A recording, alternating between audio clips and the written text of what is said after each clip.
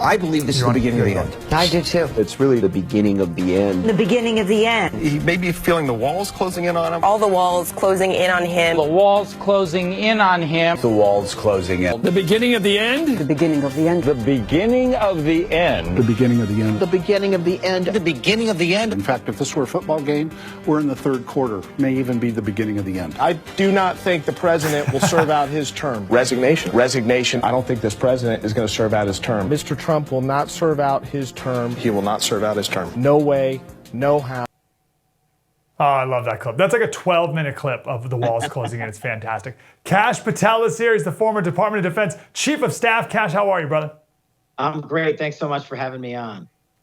Walls are still closing in on Trump, right? So the scandals, that's what I want to talk about, the scandals of Trump. All of them, in my estimation, a total crock. It's the kind of things that make me want to support Trump even more. Even the part of me that maybe wants to not and move on or do something, but these scandals just make me want to support him even more because these are so unfair and so ridiculous. Maybe we can run through a couple of them and jog our memory. Let's start with I think the biggest and the best was the Russia hoax. Can you give us a summary on how the media concocted that one? Yeah, look, as Devin Nunes, chief investigator on House Intel, where we exposed the Russiagate hoax. And for your audience who's unfamiliar with it, go read the Nunes memo, go watch the plot against the president this weekend with your family. You'll love it. It's the best way because all roads lead back to Russiagate, including the scandals at Twitter right now. And here's what happened. And if when I exposed this, people thought I was crazy, and rightly so. I said the Democratic Party hijacked the Federal Bureau of Investigation and funneled in millions of dollars to corrupt the FBI and get agents to lie to a federal court just to unlawfully surveil a political opponent in 2016 America. Of course, that sounds insane, but that was just the tip of the iceberg, and that's what we found out. And so many corrupt actors then who said Trump was a Russian agent, and half the country believed Trump was a Russian agent and still does because of the fake news, disinformation campaigns that have been pummeled out there. Just like the clip you saw, Trump's gone, he's a Russian asset, he's gone, impeachment one, Ukraine impeachment fiasco, COVID origins, Afghanistan, insert whatever you want to do. It's rinse, repeat, replay for the mainstream media. And the reason I say Russiagate is coming back full circle is because the architect of Russiagate, James Baker, who we got fired as a result of our Russiagate investigation, is now back in the news because I called for his firing from Twitter because he's doing the same thing in the world's largest media organization. Yes, that's what Twitter is, by allowing these scandals to continue to be falsely put out there, front and center, Hunter Biden's laptop. That's right. On Russia, you go back to your Department of Defense expertise. What did Trump do to stand up against Russia when he was president that would so obviously prove that not only is he not a Russian asset, he's not a Russian stooge, but he's against Russia. He stood up against Russia. Do you have evidence of that? Yeah, look, I'm a national security defense law enforcement guy at the end of the day. That's my wheelhouse. And what did he do? He took on not just Russia, but Russia's number one ally in China.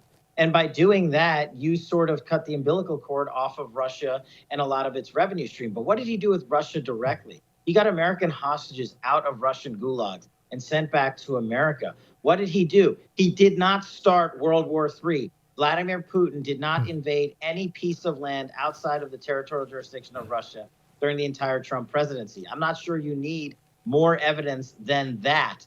But if you want more, sure. The arms trades that Russia was illegally putting out there throughout the world was shut down. We put Victor Bout, the merchant of death from Russia, in a federal prison, who was Vladimir Putin's buddy. And we also increased tariffs and restrictions on trade in Russia. So yeah, those are actions that amount to, one, self-showing that they're not Putin's buddy. And then you have what's going on now, which is the total opposite. Last thing on Russia. The first thing you said when you were connecting dots here, that first dot, was it something like the Democratic Party infiltrated the FBI or it was something like that? What is that? Can you give me more detail on that part? Yeah, that's the whole Russiagate. That's why I say all roads lead to Russiagate. Look, the Democratic Party and the Hillary Clinton campaign hired Perkins Coie, a law firm, to funnel tens of millions of campaign dollars unlawfully into a intelligence operation.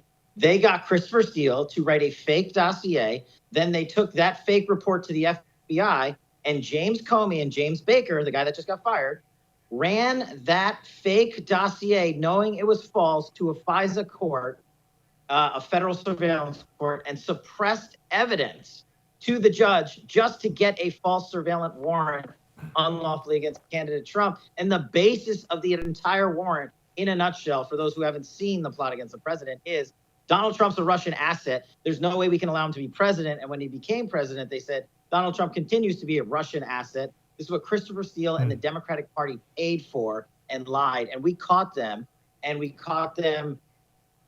perpetuating the biggest scheme against innocent targets and innocent Americans just because they preferred another political candidate. That's what happens in Russia. That's what the Democrats and the DNC did here in America. Okay, here's my problem with this. The American people, our attention spans are this big. Yeah. And it's just too many dots. It's too many this, I'm gone, I'm out. You're right. And I hate that. I wish that wasn't the case. I wish people could have more attention to put the dots together and hold people accountable, but we just don't. So what do you say to those who are just like, that's too complicated, I don't care, I don't like Trump, he's bad? I just say turn the tables around. And it is complicated, but we've simplified it. I literally wrote a children's book on it called The Plot Against the King. So if you really need to understand it, I wrote it at a level that Adam Schiff can understand Russiagate, because you can simplify it. And all you have to do is say, hey, if you're a Democrat, right? You're a Democrat, lifelong Democrat. And the Republican Party goes out and buys fake intelligence from China on your Democratic candidate. And then they come back to America and say, hey, FBI, Mr. Agent, please take this to a court and illegally surveil the Democratic candidate. You would lose your mind. That's really it in a nutshell. We can get into the underpinnings of what actually happened, but that's literally what the Democratic Party did. And it's the best way I can portray it to others who say, I don't really want to know, I can't understand. Sure you can. You're Americans, you're smart. Take 60 seconds out of your life and you can get it.